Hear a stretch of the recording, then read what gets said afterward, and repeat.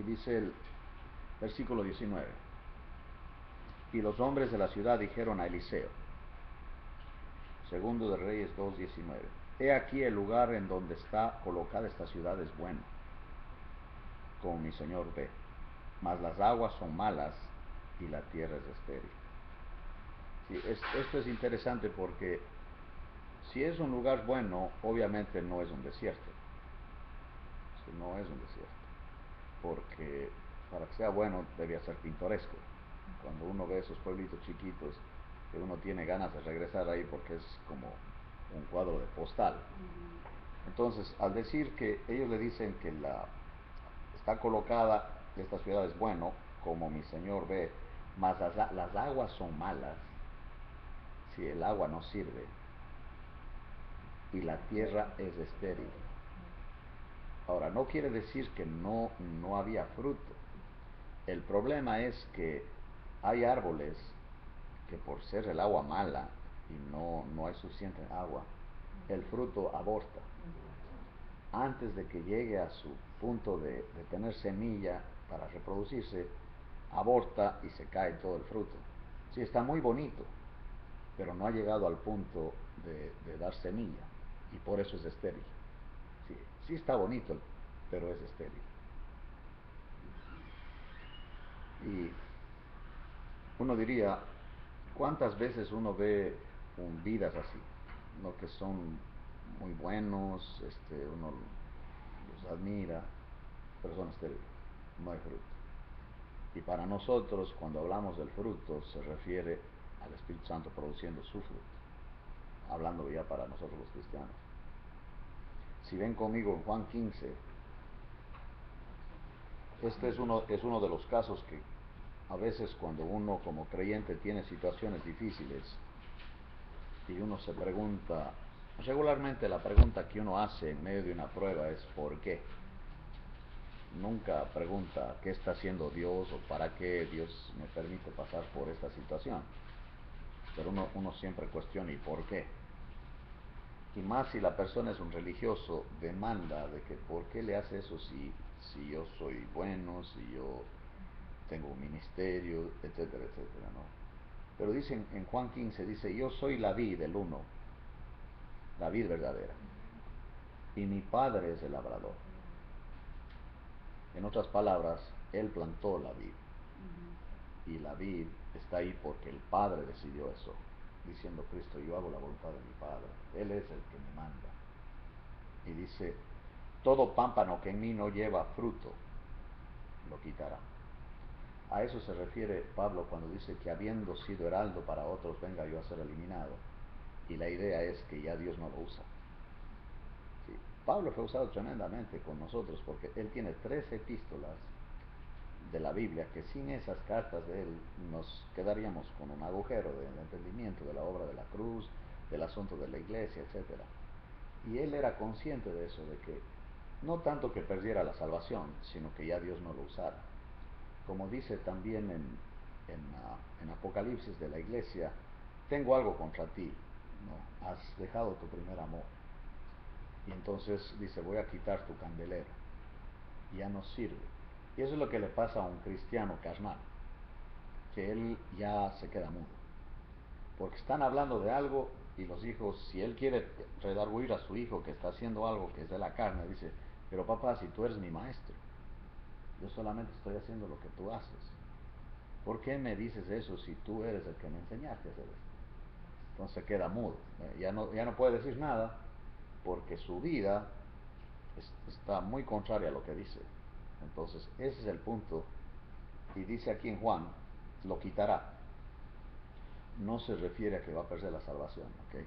No hay tal cosa en la Biblia. Y dice aquí, y todo aquel que lleva fruto. Si está muy bien, esta vid, el fruto está muy bien, se ve muy bonito. He estado yo en Argentina y en otros lugares en donde hay muchos plantíos o viñedos, ¿no? Inclusive estuve en un lagar donde uno entra y puedes pisar las uvas para las aplastas, ¿no? con tus pies. Y eso fue interesante, pero dice aquí, todo aquel que lleva fruto lo limpiará.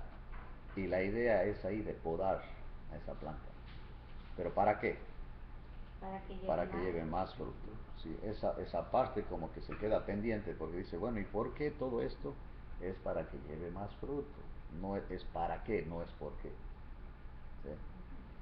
Entonces dice, y a vosotros estáis limpios por la palabra que os he hablado, permaneced en mí, y yo en vosotros, como el pámpano no puede llevar fruto por sí mismo.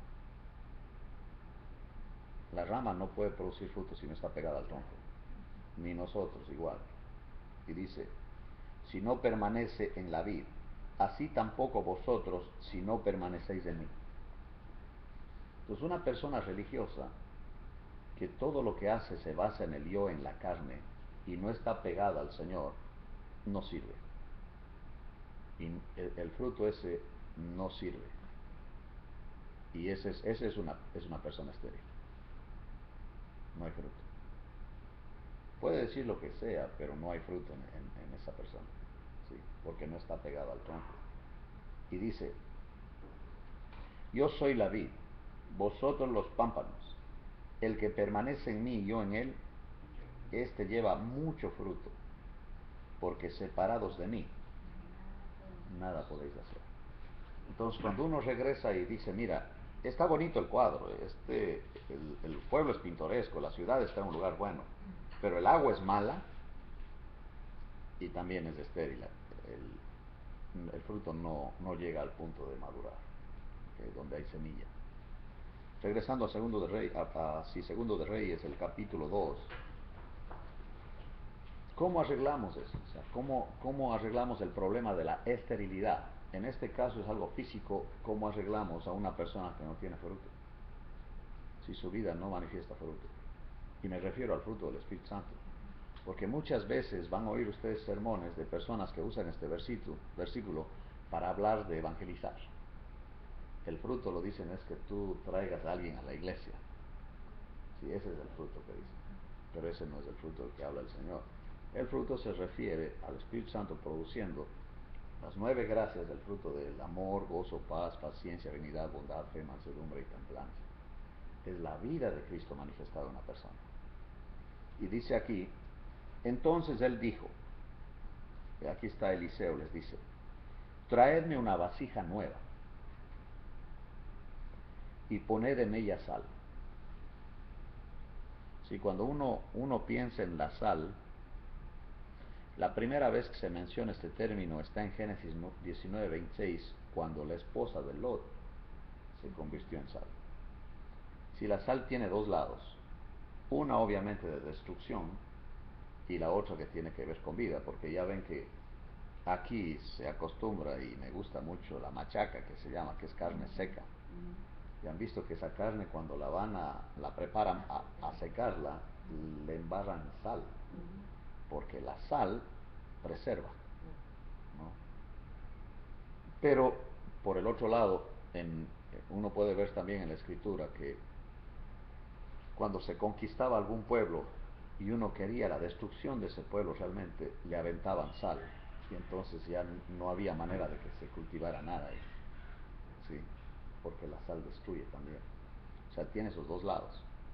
En este caso, vamos a ver por qué él pide sal. Dice, y se la trajeron. Le traen una vasija sal y él agarra la sal, dice, y saliendo él a los manantiales de las aguas, se fue, digamos que a la raíz del asunto, de donde brota, donde está saliendo el agua mala, porque era agua mala. Tengo un amigo que obviamente él tiene mucho terreno, y el riego, si uno riega ese terreno con agua de la ciudad, es muy costoso. Entonces a él se le ocurrió de que alguien le haga un pozo para sacar agua y esa agua usarla para riego. Y sí tuvieron éxito, sí hubo agua, no más que el agua era mala, porque estaba salada y traía unos químicos que en lugar de ayudar le mató las plantas. ¿Entienden? Entonces, para arreglar eso, él dice, tendría yo que tratar esta agua, y era demasiado costoso, mucho más costoso, así que optó más bien que le pongan un sistema de riego, que es algo que se hace allá, porque él está cerca de una toma de agua, le llaman, en donde abren el tanque y se inunda la casa, para regar el pasto, y eso le sale mucho más barato que usar la llave de agua. Pero bueno, así que el pozo no lo usó porque el agua no era dulce, no era buena, venía salada. Y dice aquí, saliendo a los manantiales de las aguas, echó dentro la sal. Ese dato es interesante, aventarle sal al manantial. A la fuente le echa sal y dijo, así ha dicho Jehová, yo sané estas aguas, y no habrá más en ellas muerte ni enfermedad. Esto es impresionante, que en el manantial le avienta sal y dice Dios, ya está sanado, el agua ya está bien, ya no va a haber muerte ni enfermedad. Y fueron sanas las aguas hasta hoy, conforme a la palabra que habló Eliseo. Entonces a uno le queda, al leer esto uno dice, o sea que si yo aviento sal en una fuente que tiene agua mala, ¿ya se va a curar? Obviamente él tiene aquí una lección para nosotros. Miren conmigo en Levítico 2:13.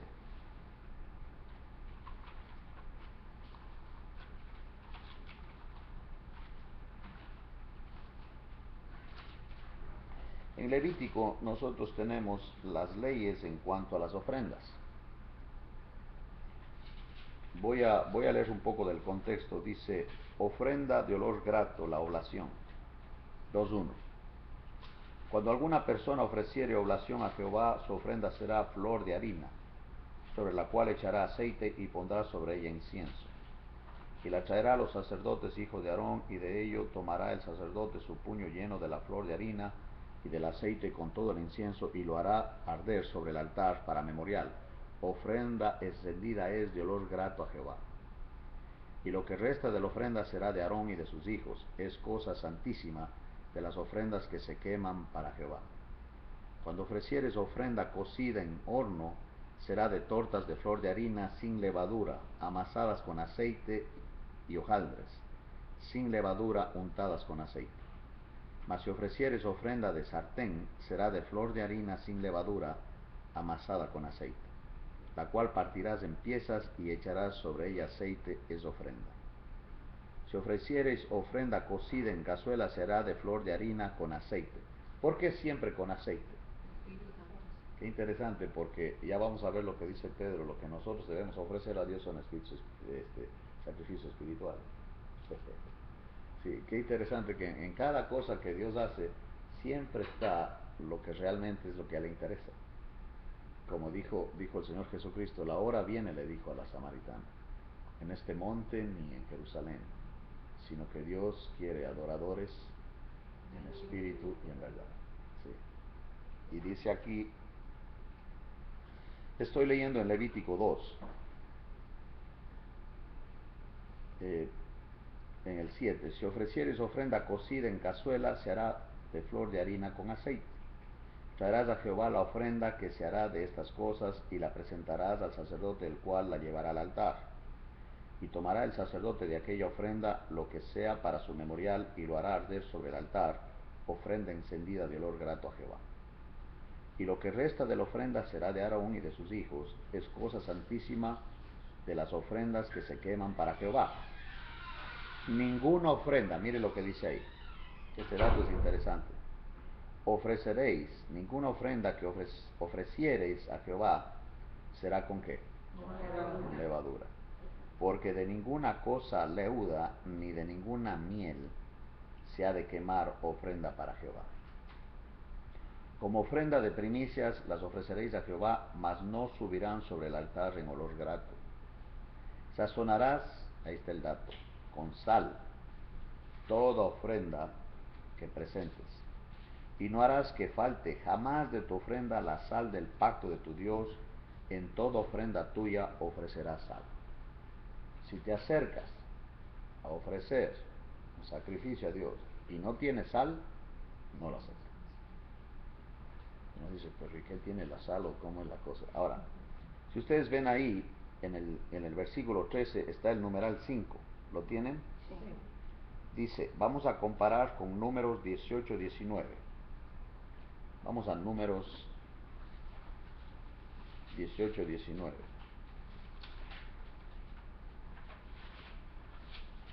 Todas las ofrendas elevadas de las cosas santas que los hijos de Israel ofrecieran a Jehová, las he dado para ti y para tus hijos y para tus hijas contigo, por estatuto perpetuo, pacto de sal perpetuo es delante de Jehová para ti y para tu descendencia contigo. Tenía que ir con sal. No, él no iba a aceptar si el sacrificio no viene con sal. Miren Marcos 9 ahora, en el Nuevo Testamento.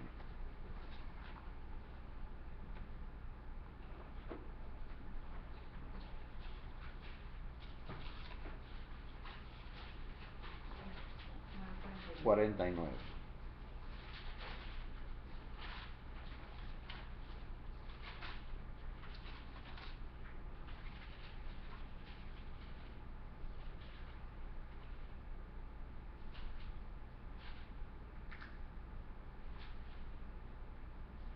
Dice, porque todos serán salados con fuego y todo sacrificio será salado con sal.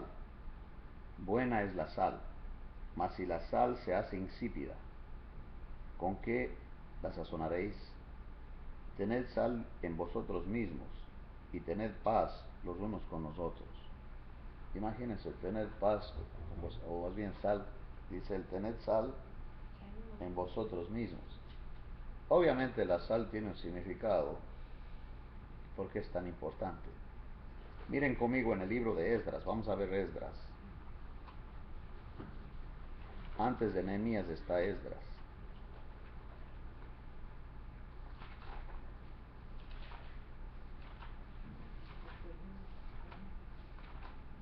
Página 435.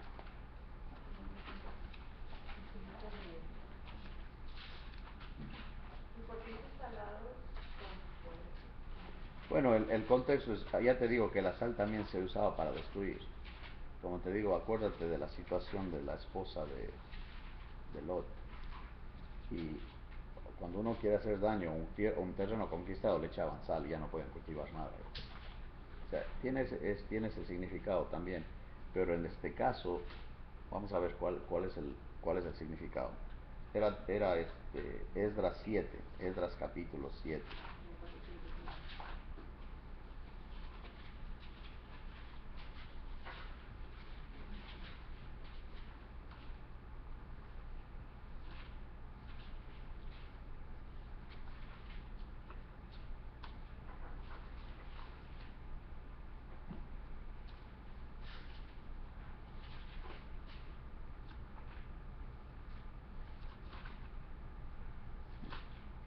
El libro se me pegó y no lo encontraba. Marcos 39. La página 435. Sí, ya lo tengo.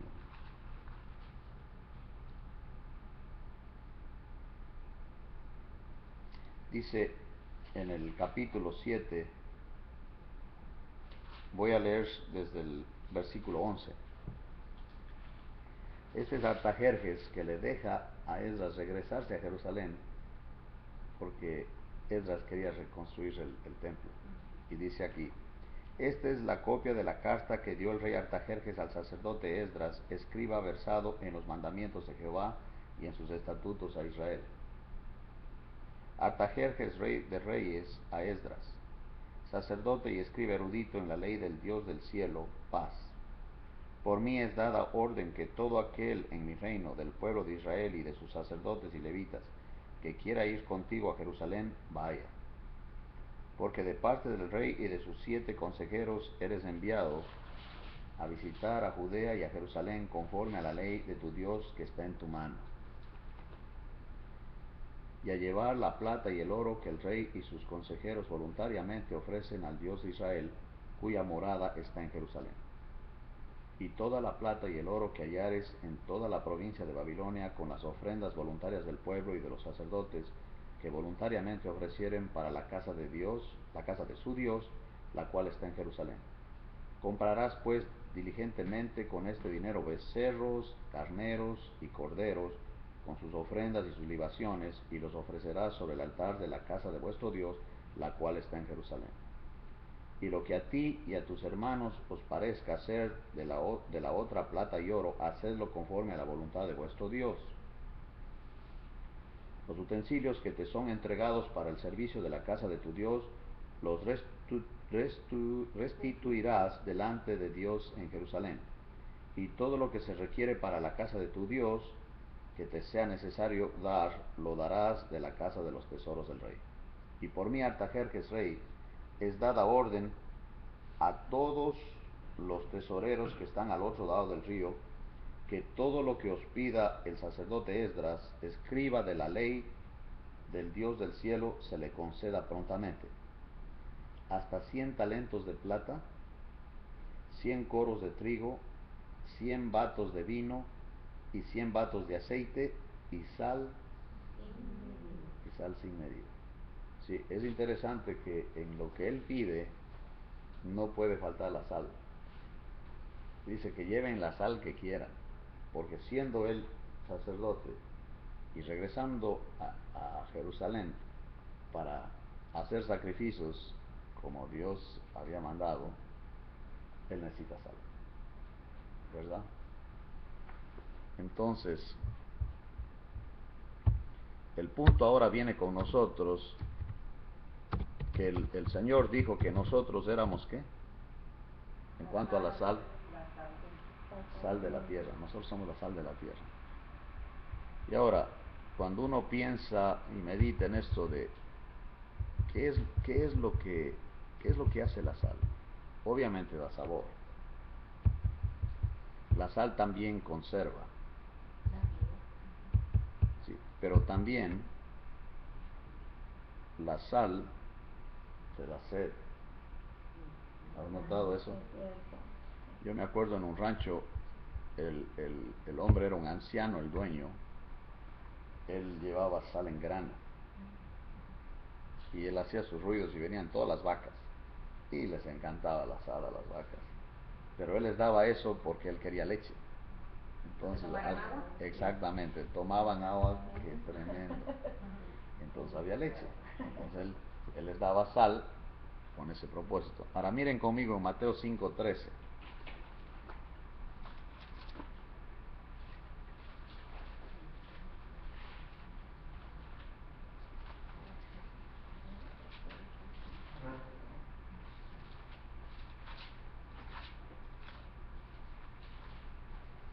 Dice él, este es un símil, que es una comparación. Vosotros sois la sal de la tierra.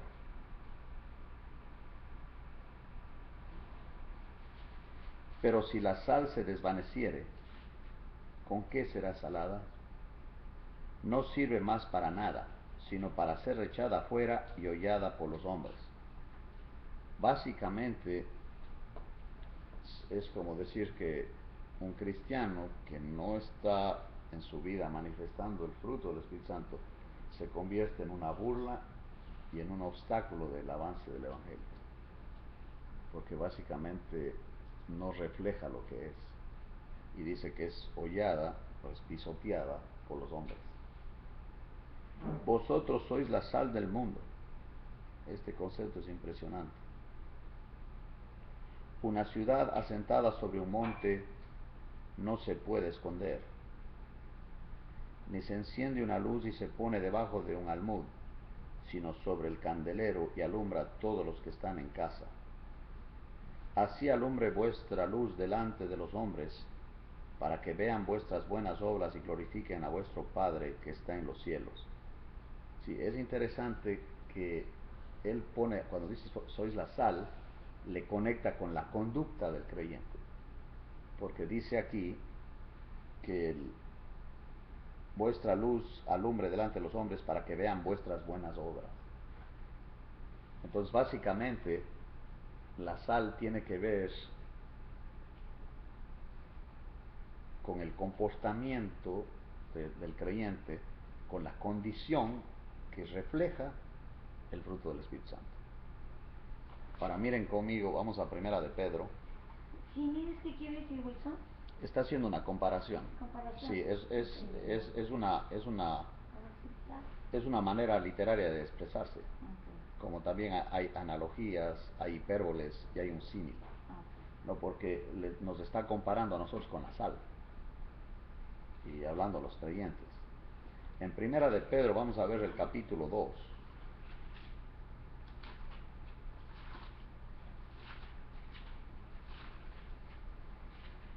Sí, cuando habla de la conducta nuestra está basada en el poder del Espíritu Santo. Y el Espíritu Santo, la tarea de Él es enseñarnos la verdad, guiarnos a toda la verdad y glorificar a Cristo. Y cuando dice Pablo, ya no vivo yo, mas vive Cristo en mí, eso es lo que hace el Espíritu Santo, es llenarme de Cristo. Él reproduce la vida de Cristo en mí. Y como está totalmente relacionado el tema de la sal con las buenas obras, con la conducta que los demás ven, entonces es nuestra unión con Cristo de lo que está hablando. Miren, en 1 de Pedro 2, dice él en el versículo 1, desechando pues toda malicia, todo engaño, hipocresía, envidias y todas las detracciones, desead como niños recién nacidos la leche espiritual que No adulterada. sí, la leche espiritual no adulterada es la Biblia sin humanismo. Sí, porque uno puede ir un poquito de Biblia y un montón de humanismo y de filosofías y de tantas cosas humanas. Y esa es la leche adulterada. Y a veces se usa un versículo de la Biblia como trampolín y lo que sigue es totalmente humanismo, es decir, centrado en el yo. Que yo esto, que yo el otro, que no, eso no es por ahí. Dice aquí, la leche espiritual no adulterada para que por ella crezcáis para salvación. Y el término aquí salvación no se refiere a la justificación, sino se refiere cuando hay una situación difícil, la persona está preparada para enfrentar esa situación. Sí, ¿por qué es tan importante que la mamá alimente al niño? ¿Por qué es tan importante lactar? Porque el niño no solamente come, sino que la leche de la mamá le manda defensas. Eso es lo más importante del tema. ¿Ve el punto ahí? Y aparte es la mejor leche porque no está adulterada. Exactamente, eso es el punto. Entonces, no es solamente que el niño ya esté contento porque comió, sino que esa leche tiene la función de prepararle para enfermedades, porque tiene defensas. Entonces, la leche espiritual no adulterada, también nos capacita a nosotros frente a las desviaciones, a las herejías y a las enseñanzas torcidas. Y uno ya tiene defensa porque dices que eso no es así. Así no es. ¿Ve por qué es tan importante estudiar la Biblia sistemáticamente? Porque de lo contrario, si uno no conoce, facilito te engaña. Entonces dice aquí, dice, si es que habéis gustado la benignidad del Señor, acercándoos a Él, piedra viva, desechada ciertamente por los hombres, mas para Dios escogida y preciosa. Vosotros también como piedras vivas. Es impresionante esta comparación que él hace con un edificio en donde el cimiento es una piedra viva y nosotros, las piedras edificadas sobre este cimiento, también somos piedras vivas. Entonces está hablando él de un edificio vivo. Qué manera de explicar lo que es la iglesia, ¿no? La compara con un edificio, pero de piedras vivas, que somos nosotros, las personas. Y él, porque él vive también. Y dice aquí, sed edificados como casa espiritual. Si lo nuestro va por ese lado, el enfoque nuestro no son las emociones, sino los asuntos espirituales. Y las emociones, con tan bonitas que sean o lo que ustedes quieran, no pueden ser la base de nuestra fe. Si todo lo que se promueve es experiencias religiosas donde las emociones están al 100%, no le prepara para las situaciones difíciles. Porque las emociones son fluctuantes y las emociones varían dependiendo de las circunstancias. En cambio, el gozo del Señor se permanece y no importa las circunstancias, porque no viene de afuera ese gozo, viene de adentro y es el gozo del Espíritu Santo. Y dice aquí, como piedras vivas, ser edificados como casa espiritual y sacerdocio santo, para ofrecer sacrificios espirituales. Si en el libro de Levítico vimos que ellos ofrecían sacrificios y tenían que venir sazonados con sal, y aquí está por qué con sal. ¿Qué quiere decir eso de la sal? Dice sacrificios espirituales aceptables a Dios. ¿Por quién? Por medio de Jesucristo. Es lo que la sal representa. Es el Señor. Entonces el Señor tiene que aparecer en lo que está haciendo, porque si no está el Señor ahí, Dios no lo acepta. De hecho, veamos un ejemplo desde el principio, ¿no? Vamos a Génesis.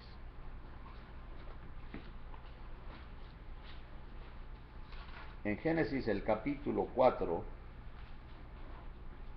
dice, conoció Adán a su mujer, Eva, la cual concibió y dio a luz a Caín.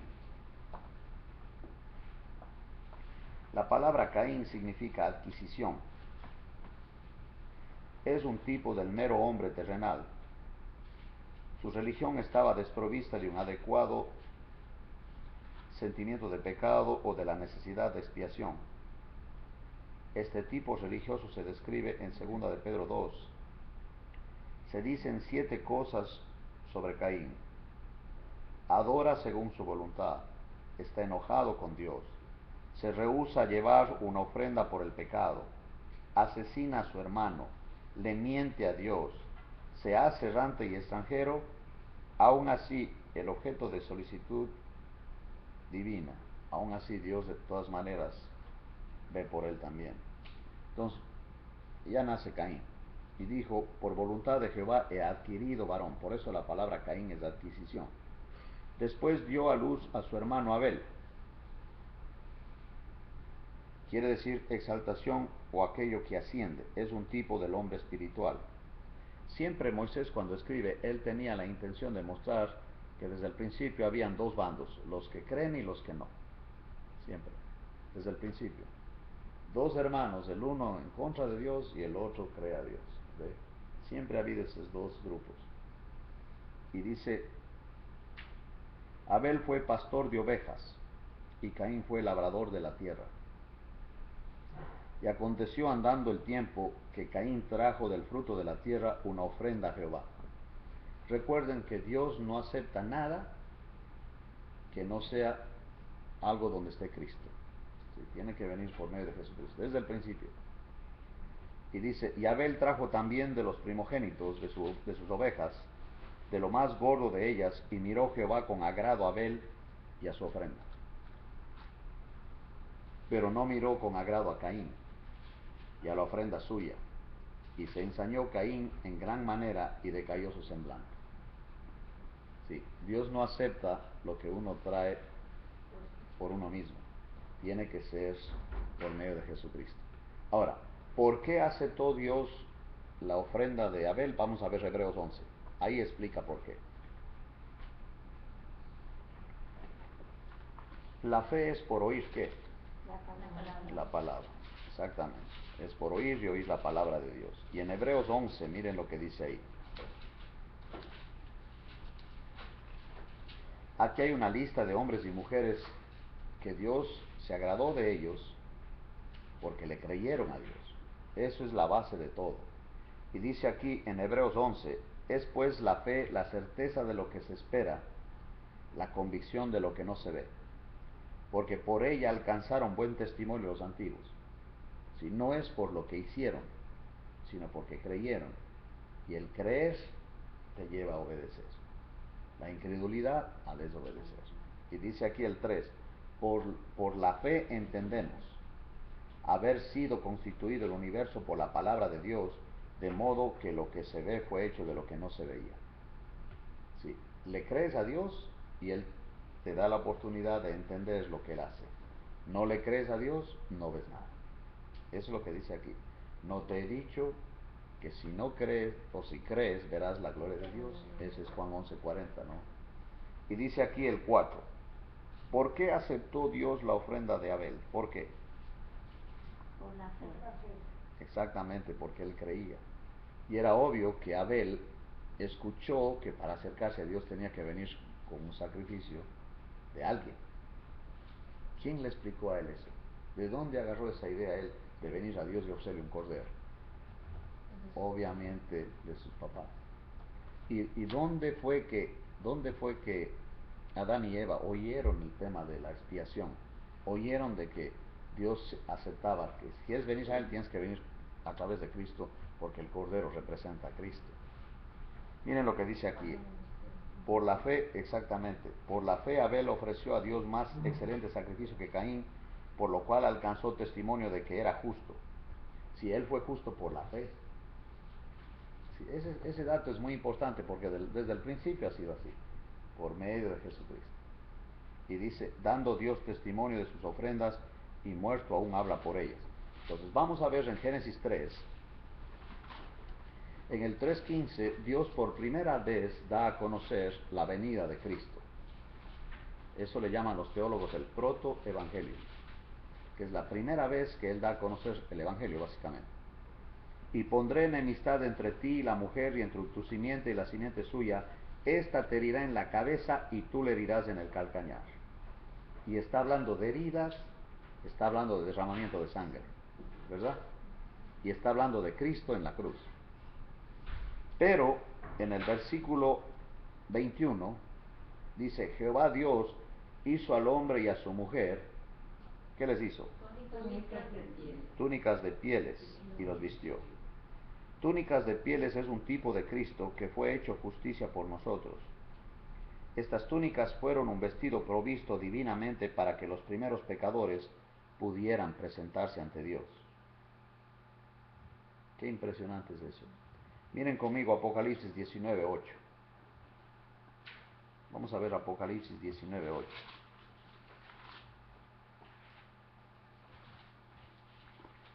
Leo desde el 7, dice, gocémonos y alegrémonos y démosle gloria, porque han llegado las bodas del Cordero y su esposa se ha preparado. Ya saben ustedes quién es la esposa del Cordero. La iglesia. Y dice el 8, y a ella se le ha concedido que se vista de lino fino, limpio y resplandeciente, porque el lino fino es las acciones justas de los santos. Qué tremendo. Otra vez habla de obras, y el vestirse afecta, si representa, la conducta también. Ahora, dice en Génesis que fue Abel y hace el sacrificio porque cuando Jehová Dios viste a Adán y Eva, es obvio que ellos escucharon la explicación de cómo se podían acercar a Dios, y de ahí agarra Abel esta idea de hacer lo que él hizo. Y si ven conmigo en Juan ahora, cuando el Señor Jesucristo está aquí en la tierra, Él se encuentra con la samaritana. Vamos a ver eso, en Juan 4.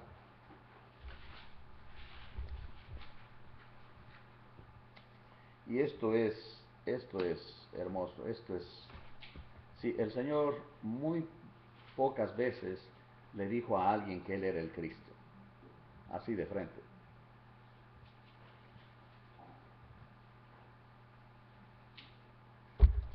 Y leo el capítulo 4, dice el versículo 5 de Juan. Vino pues a una ciudad de Samaria llamada Sicar, junto a la heredad que Jacob dio a su hijo José. Y estaba ahí el pozo de Jacob. Entonces Jesús, cansado del camino, se sentó así junto al pozo.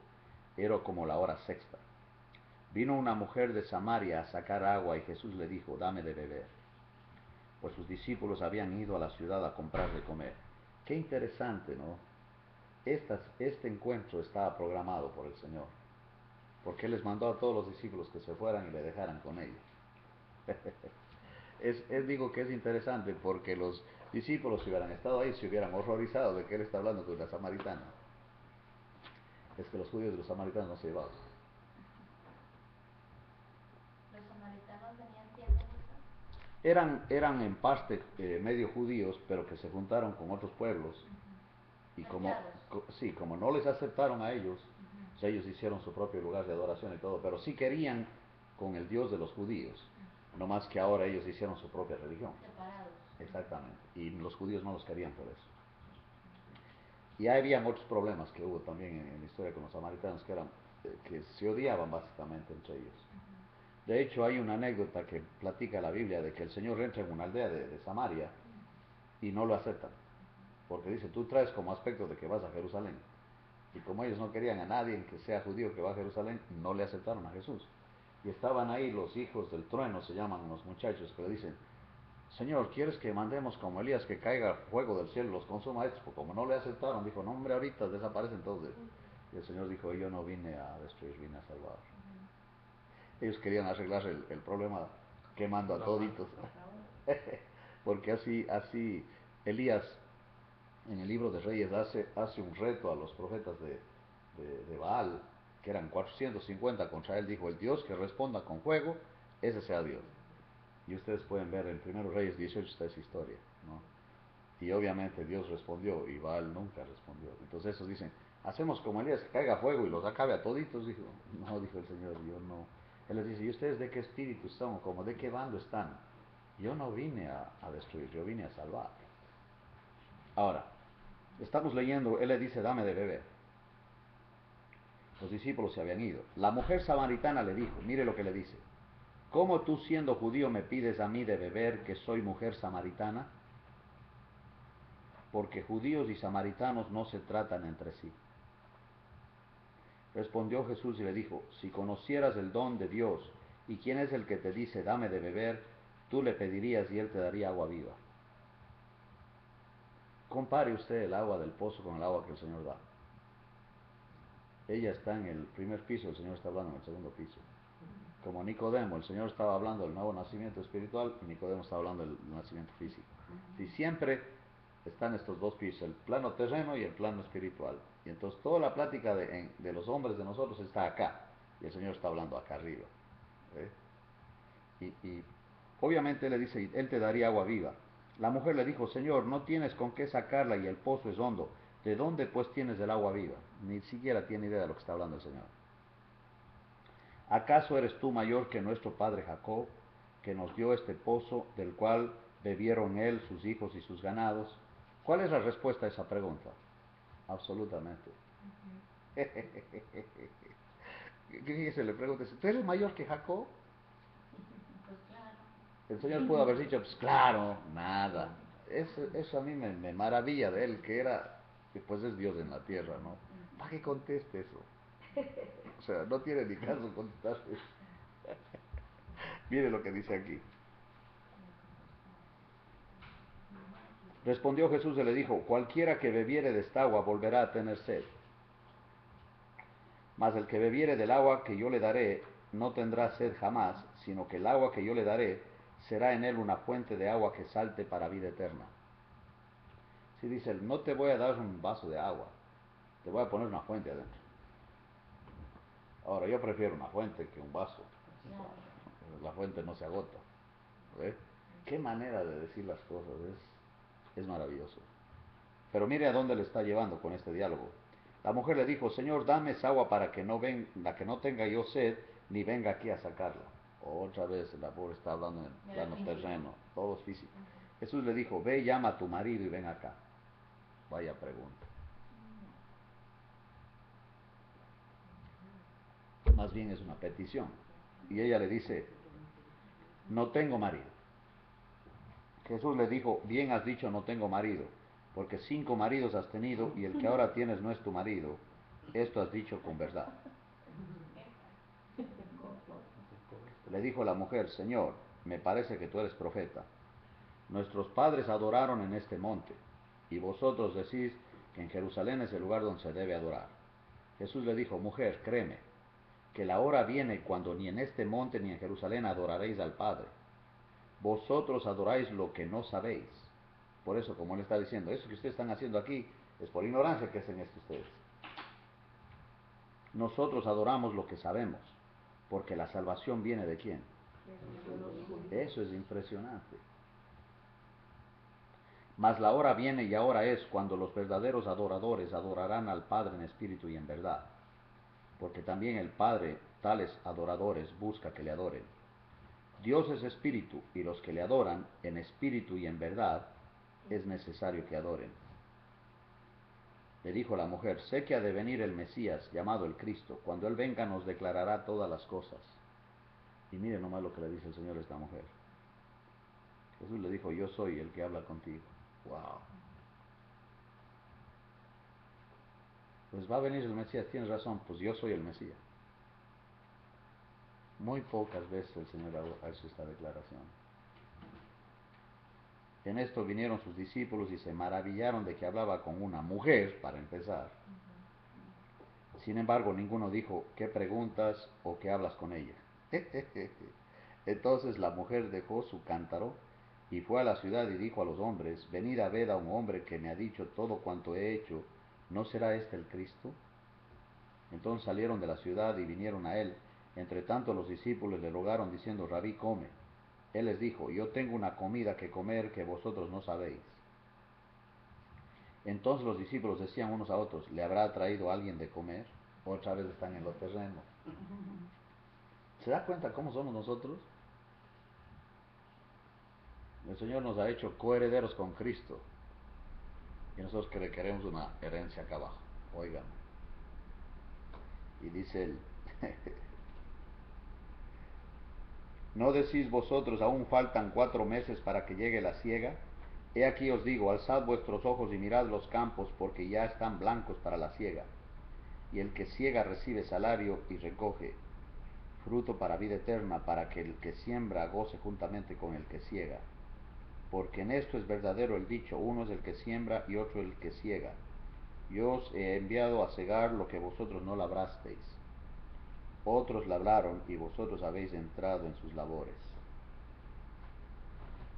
Qué interesante que él, este concepto que le dice, lo que busca Dios en el 4:24 dice: Dios es espíritu, y los que le adoran en espíritu y en verdad es necesario que adoren. Por eso dice: sacrificios espirituales aceptables a Dios por medio de Jesucristo. El punto aquí es, si Dios va a aceptar lo que tú hagas, tiene que ser Cristo haciéndolo en ti. De lo contrario, no lo acepta. Así que echarle sal a la fuente quiere decir: échale a Cristo. ¿Y cuándo fue? Perdón, cuando se terminaron los sacrificios de los animales, exactamente? Sí, la destrucción del templo fue en el año 70, con el general Tito, un griego que invadió Jerusalén y destruyó el templo. Y el Señor dijo, él profetizó, dijo que no quedaría piedra sobre piedra. ¿Se acuerdan que dijo?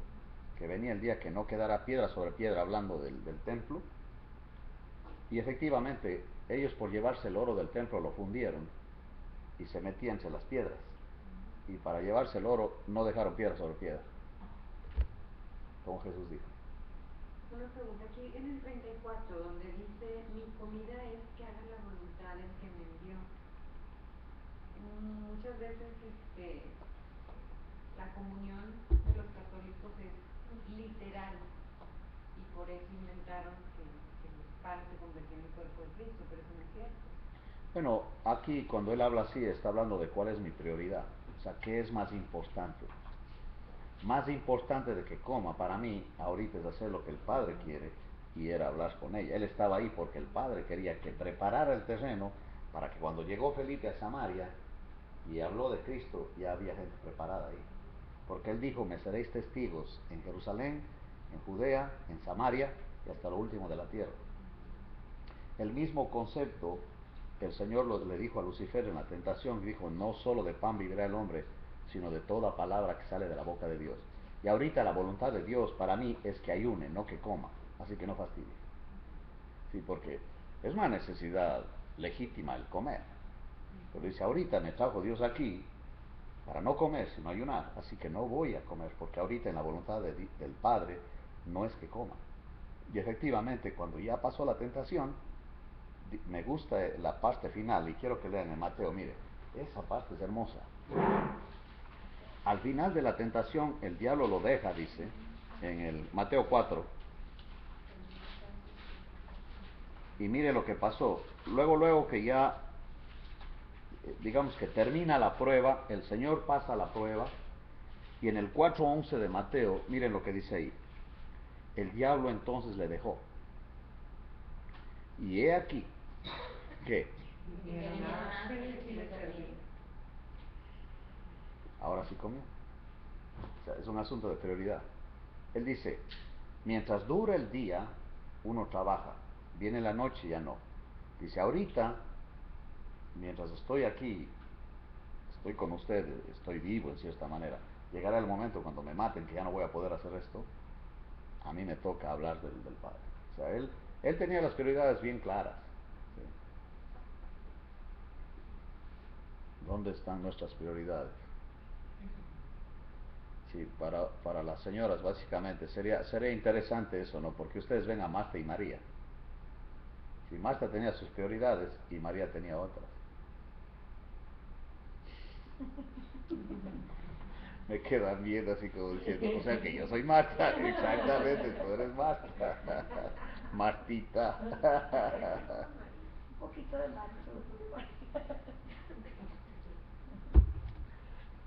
Sí, el pleito de Marta con María, ustedes ya saben cuál era, no era necesariamente que no le ayudaba. Pues las mujeres no debían estar oyendo al rabí, eso no era aceptado. Ella invadió un terreno de las costumbres de los judíos.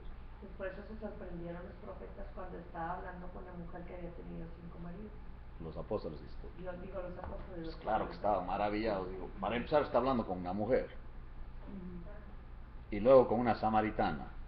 Y luego con ese tipo de mujer. Uy, es para decir, pues, ¿qué anda haciendo el Señor? Anda haciendo lo de Él. Anda haciendo lo que es la voluntad del Padre, punto. Qué impresionante es eso, ¿no? Me recuerda del caso del leproso, porque el leproso le dice al Señor, si quieres puedes limpiarme. Sí, esa actitud es impresionante, porque como leproso ni siquiera él decía, que me limpies o no me limpies depende de ti. Pero ya la vida mía como está, ya pues, ¿qué más puedo yo anhelar o algo así? Ya molado ya estoy. Ahora depende de ti, si quieres limpiarme puedes hacerlo, tú puedes hacerlo. Y eso muestra que él creía que él era el Mesías. Solo el Mesías podía hacer eso. Y el Señor le responde, quiero, sé limpio, y lo toca. No tenía que hacer eso. Pero él decidió tocarlo. Y eso era para que los que estaban viendo eso dieran un grito al cielo. Es que no podías tocar a un leproso. Y pueden ustedes imaginar la cara del leproso de que el Mesías, porque es obvio que él creía que Jesús era el Mesías, por eso dijo, si quieres, tú puedes. Que le haya tocado. O sea, él no andaba diciendo, me sanó. Andaba diciendo, me tocó. Tiene más peso. Discúlpame, en ese tiempo no estaba el espíritu. Bueno, no en el sentido de quedarse en una persona como es ahora, pero el espíritu obviamente venía y se iba, porque en el Antiguo Testamento así era. Porque a mí me intriga mucho eso, o sea, esas personas, si no había el espíritu, ¿cómo podían tomar la decisión nada más de decir, sí creo, o sea, si vas pasando una persona? Digo, humanamente a mí se me hace eso como a ese le voy a creer o a esto no, ¿verdad? Sí, por eso, mira, eso es un buen punto lo que tú dices. Miremos en Mateo. Ahorita, porque ahorita los no creyentes no lo tienen y el Señor es el que... Sí, pero ahorita sabemos que hay espíritu y antes en ese tiempo no, pero sí había lo que... No, sí estaba, vamos a ver. Él estaba, pero era diferente como él operaba en aquel entonces. Era muy diferente. Ahora, mira por ejemplo en Mateo, vamos a ver en Mateo 16.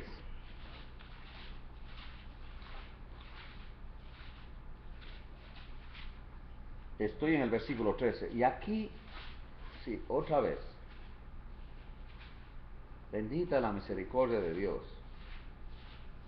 Porque si no fuera por eso, wow. Mira lo que dice el 13, 16:13. Viniendo Jesús a la región de Cesarea de Filipo, preguntó a sus discípulos diciendo, ¿quién dicen los hombres que es el Hijo del Hombre? En otras palabras, ¿quién dicen los hombres que soy yo? Eso está preguntando el Señor. Ellos dijeron, unos Juan el Bautista, otros Elías, y otros Jeremías o alguno de los profetas. Y les dijo, así de frente, ¿y vosotros quién decís que soy yo? Respondiendo Simón Pedro dijo, tú eres el Cristo, el Hijo del Dios viviente. Esa declaración, o sea, que Pedro diga eso, el Señor dijo por qué lo hizo. Mire lo que dice el 17. Entonces le respondió Jesús, bienaventurado eres, dichoso eres, Simón hijo de Jonás, porque no te lo reveló carne ni sangre, sino mi Padre que está en los cielos. Eso no fue deducción de él. Eso fue la obra del Espíritu Santo en él, que le dejó ver quién era. Y por eso hace esa declaración. Porque los humanos no tenemos esa capacidad. No. Si el Espíritu Santo no obra... La mujer es de esa manera, ¿por qué le iba a creer? O sea, digo, físicamente solamente era un hombre, entonces, sí, ahorita ya entiendo, o sea, como que ha contestado, pero Sí. y aún así, Vamos al libro de Ezequiel también. Vamos a ver en Ezequiel, verás. Ahí está un buen el ejemplo. corazón de las personas. Y además, como en el principio, también como decías que hay dos grupos, los que creen y los que no. Así es. no es el corazón, aquí está. No, o sea, no, que- porque dices tú que a unos sí y a otros no, ¿verdad? Porque cuando tienes un corazón endurecido, es muy difícil que el Espíritu Santo obre, ¿no, Jesús? Bueno, otra vez, esto es la obra de él. No depende del hombre. Porque un corazón endurecido el Señor lo quebranta. Ejemplo, Saulo de Tarso. Saulo de Tarso jamás iba a buscar al Señor. Pero el Señor lo agarró. ¿Me entiendes? No dependía en nada de Saulo, sino un acto voluntario soberano de él. O sea, no depende en nosotros. Quien Dios decide. Él decide. Él tiene misericordia del que él tiene misericordia. Dice, vimos eso en Éxodo y también en Romanos 9 habla de eso. Ahorita podemos verlo. Pero quería en Ezequiel, vamos a ver Ezequiel. Ezequiel capítulo 2.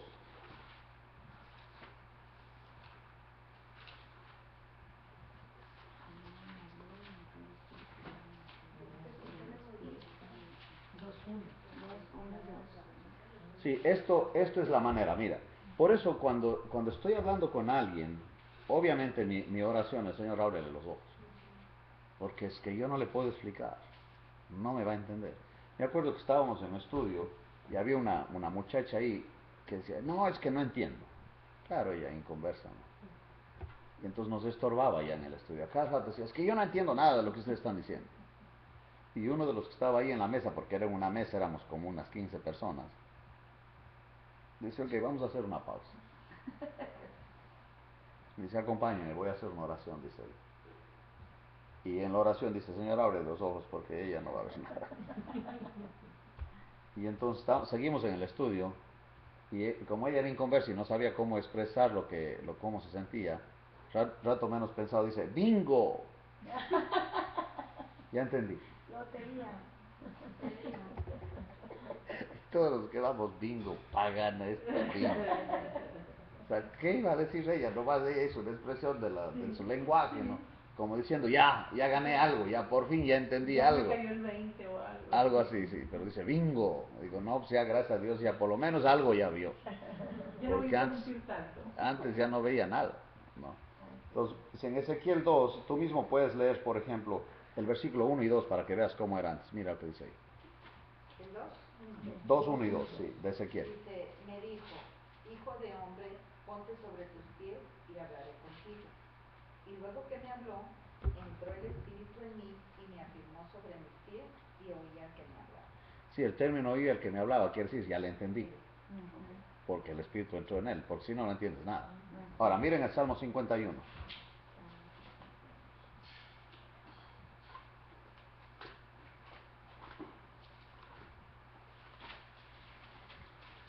Cuando David cae, obviamente él se metió en el tema del adulterio y del homicidio, ¿no? Eso ya hemos visto. En el 51, versículos 10 y 11. Tú mismo léelo, Liceo. 51, 10 y 11.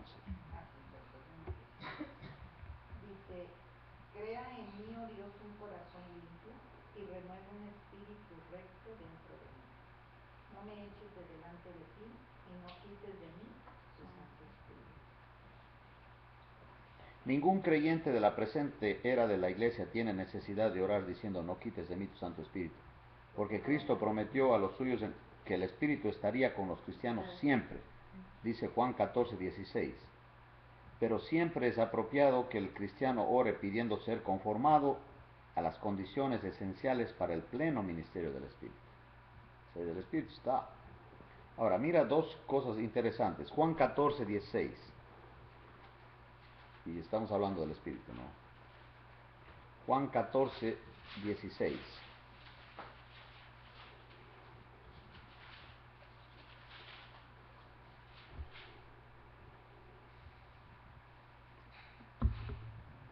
Yo os rogaré al Padre y os dará otro consolador para que esté con vosotros. Ahora uno diría, con vosotros, o sea, Él está aquí y me está acompañando. así suena, ¿verdad? Como está con vosotros, está aquí entre nosotros, está con nosotros. No necesariamente, porque mira lo que dice el Señor, Él ahonda eso, dice, el Espíritu de verdad al cual el mundo no puede recibir porque no le ve ni le conoce, pero vosotros le conocéis porque mora con vosotros y estará. ¿Dónde? En vosotros. Sí, entonces, Ya estaba, pero no estaba dentro. exactamente, porque Cristo manifestaba la obra del Espíritu Santo. ¿Sí? Está con vosotros, pero estará en vosotros, de tal manera que ninguno de los discípulos era cristiano. No tenía el Espíritu Santo todavía. ¿Ve el punto ahí?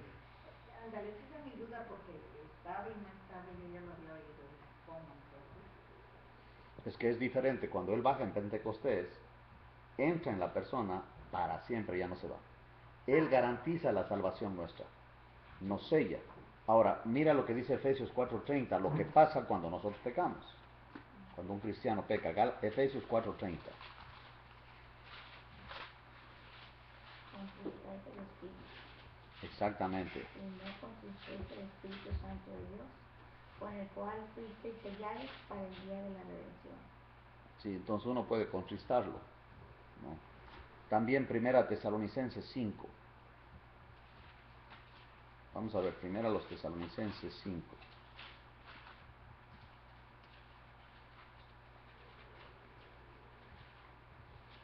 Dice el versículo 16, estad siempre gozosos. Eso quiere decir, depende siempre en el Espíritu. Porque ¿quién produce el gozo? El Espíritu. Exactamente. Orad sin cesar, depende siempre en Dios. Dad gracias a Dios en todo, confía, porque esta es la voluntad de Dios para con vosotros en Cristo Jesús. No apaguéis ¿a quién? Al Espíritu. Una pregunta, Wilson, para ti, ¿qué es la oración? Bueno, en la Biblia, el mejor ejemplo de la oración es el Señor Jesús. Vamos a ver un ejemplo. Vamos a Juan, vamos al Evangelio de Juan, a ver cuando en el capítulo 6. Sí, él enseñó a orar a los discípulos cómo debía orarse. Pero mira lo que dice Juan 6, eso nos da la esencia de lo que es la oración. Okay.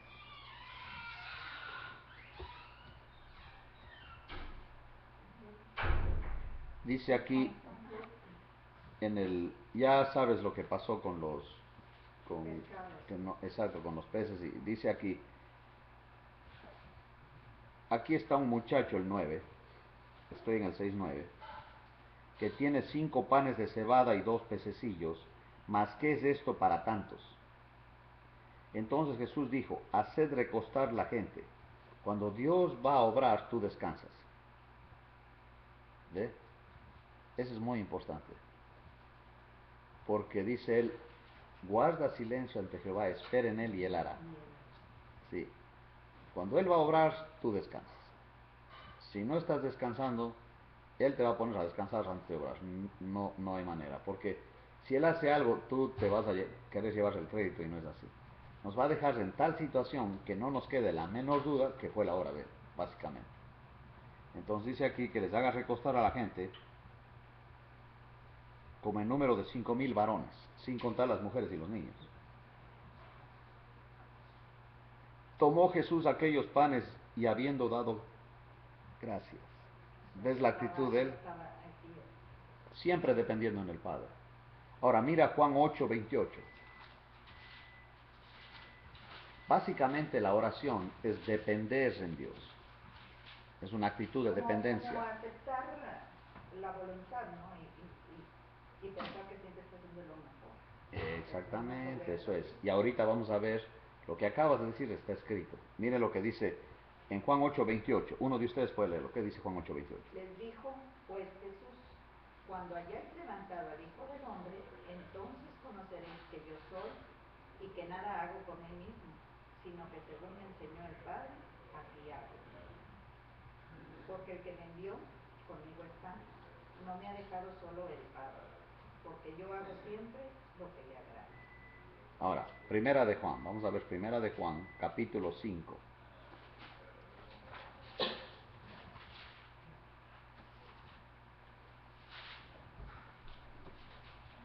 versículo 14 y 15. Y esta es la confianza que tenemos en Él, que si pedimos alguna cosa conforme a su voluntad, Él nos oye. Y si sabemos que Él nos oye en cualquier cosa que pidamos, sabemos que tenemos las peticiones que le hayamos hecho. Sí, ok. Y también vamos a Romanos 8. Si nosotros tenemos una ventaja, porque tenemos un intercesor dentro de nosotros y un intercesor al lado del Padre. Cristo intercede por nosotros al lado del Padre y el Espíritu Santo intercede por nosotros de adentro de nosotros. Mire lo que dice Romanos 8. Que si nosotros sabemos qué pedir, no sabemos. Lo que nos conviene, no sabemos. Pero el Espíritu Santo intercede. Mire lo que dice, voy a leer el 26, dice, y de igual manera el Espíritu nos ayuda en nuestra debilidad. 8:26 de Romanos. Pues ¿qué hemos de pedir como conviene? No lo sabemos. Sí, ni siquiera sabemos qué nos conviene. Y estamos pidiendo a Dios algo que ni nos conviene. Y entonces se mete el Espíritu Santo y Él dice, no, eso no. No lo escuché. Exactamente. Él intercede y dice, ¿sabes qué? No le hagas caso. Está bien, son citas. No, no le hagas caso. No sabe No. lo que está pidiendo. Lo que está pidiendo no es lo que necesita. Lo que necesita es esto. Él intercede por nosotros. Porque nosotros mismos sabemos qué pedir. Y entonces por eso muchas veces nuestras oraciones salen como al revés. No es eso. Hijo pidiendo Hot Wheels, carritos Hot Wheels. Sí, como mucho yo de me Hot Wheels porque me identifiqué mucho con eso. O sea, Pues ya párale de pedirle Hot Wheels, él tiene cosas mucho más grandes. Hágasele la mano, di lo que yo quiero es a ti. Mire lo que dice aquí. No lo sabemos, pero el Espíritu mismo intercede por nosotros con gemidos indecibles. Mas el que escudriña los corazones sabe cuál es la intención del Espíritu. Si Él le oye al Espíritu, no a nosotros. Y dice, porque conforme a la voluntad de Dios intercede por los santos. Ok, entonces Él va por lo que dice el Espíritu. Qué tremendo, ¿no? Gemidos indecibles, ¿qué quiere decir? Que el O sea, Espíritu habla al Padre lo que pasa, cosas que no entiende. indecibles, obviamente, no es que no tenga significado. Simplemente es un lenguaje divino, si tú quieres, donde el Espíritu Santo está comunicándose con Dios, que yo ni entiendo el significado de lo que él está diciendo, pero me conviene. ¿Entiendes? Es Él el que Sí, pero intercede. uno no hace estos gemidos porque No. muchos luego empiezan a decir Sí, ahí viene la el lengua, Espíritu ¿verdad? está de ti, luego empiezan a No. hablar en lenguas y cosas raras. No. Porque Aquí abajo dice, en los apuntes que dice, gemidos indecibles, se expresa perfectamente ante Dios las necesidades de ellos. Así es. O sea, y eso es el Espíritu delante del Padre, intercediendo por nosotros. Y Cristo también intercede por nosotros. Así es. Porque ahora recuerden que somos hijos. Ajá. Y Dios nos trata como hijos. Y qué impresionante que tenemos al hermano mayor de nosotros intercediendo por nosotros, como diciendo, bueno, ¿y este qué? Bueno, es tu hijo porque yo lo compré. Lo compré con mi sangre, es tuyo. Ah, ok, es mi hijo. Muy bien. O sea, ya tenemos acceso. Miren lo que dice Hebreos 10. Hebreos 10. Lo que era exclusivo del sumo sacerdote una vez al año, ahora nosotros podemos hacerlo cuando usted quiera, cuando guste, tenemos acceso. Miren lo que dice Hebreos 10. El versículo 19. Así que hermanos, teniendo libertad, ¿para qué? Por la sangre de Jesús. Si ve, un hijo tiene ese acceso. Uno bajo la ley no tiene ese acceso. Porque bajo la ley solo el sumo sacerdote entra. Tienen que echar con sangre por los pecados de él y vestido de la manera que Dios le dijo y en el tabernáculo. No como dijo el Señor, ni aquí ni en Jerusalén. Porque Dios busca adoradores en espíritu y en verdad. Ya no es un lugar, sino es la condición de la persona lo que Dios le interesa.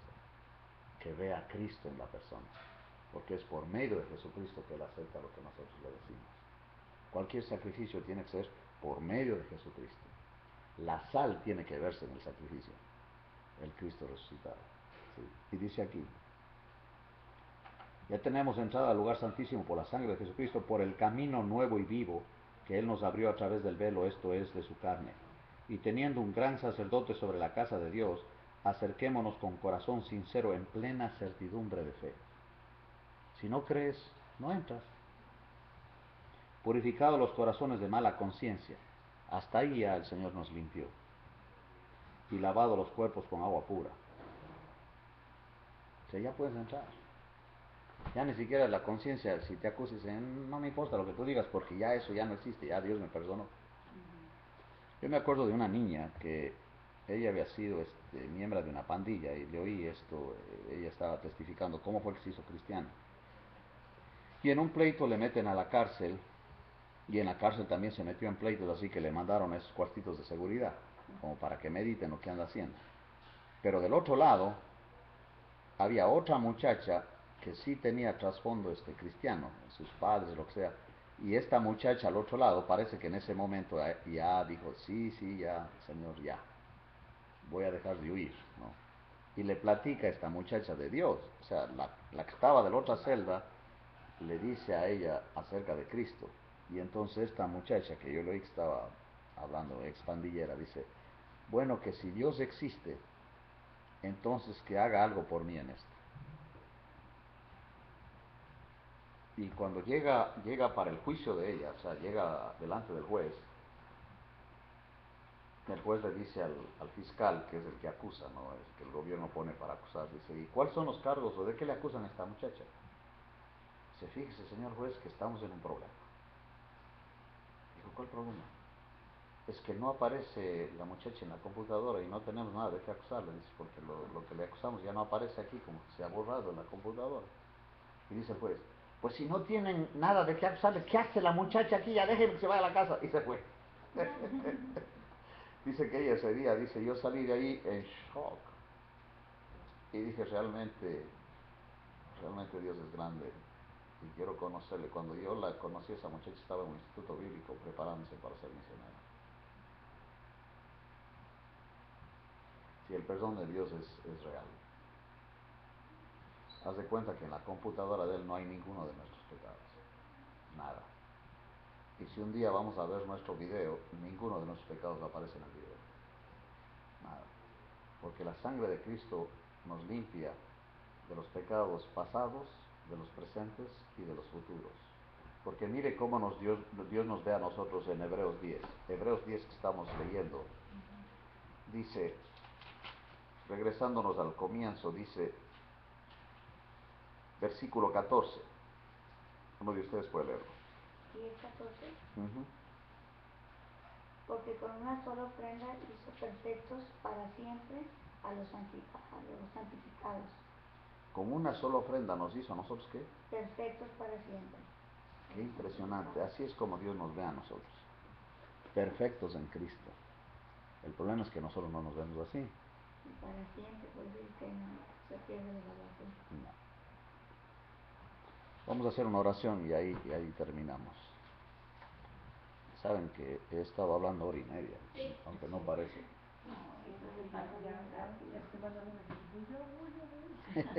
Vamos a orar. Señor, gracias por tu fidelidad, gracias por tu obra perfecta, gracias porque ahora tenemos entrada al lugar santísimo para hablar con nuestro Padre. No estamos solos, nunca lo estaremos.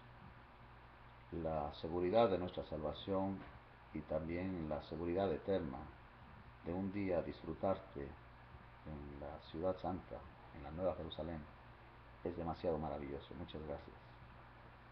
Gracias por tu palabra, porque el Espíritu Santo constantemente nos está enseñando que la única manera de parar la esterilidad y obviamente la amargura y las obras de la carne es con la sal que se avienta en los manantiales. Es a Cristo Jesús que pega en la fuente de todo eso, que es el hombre viejo. Y ahora libres ya podemos servirte. Gracias por la libertad que tenemos en Cristo y gracias por la obra del Espíritu Santo que nos llena de Él. Señor, que cada día podamos disfrutar más y más de esta realidad, apropiarnos de lo que ya somos en Cristo y disfrutar de nuestra herencia. Oramos en Cristo Jesús. Amén. Gracias a Dios.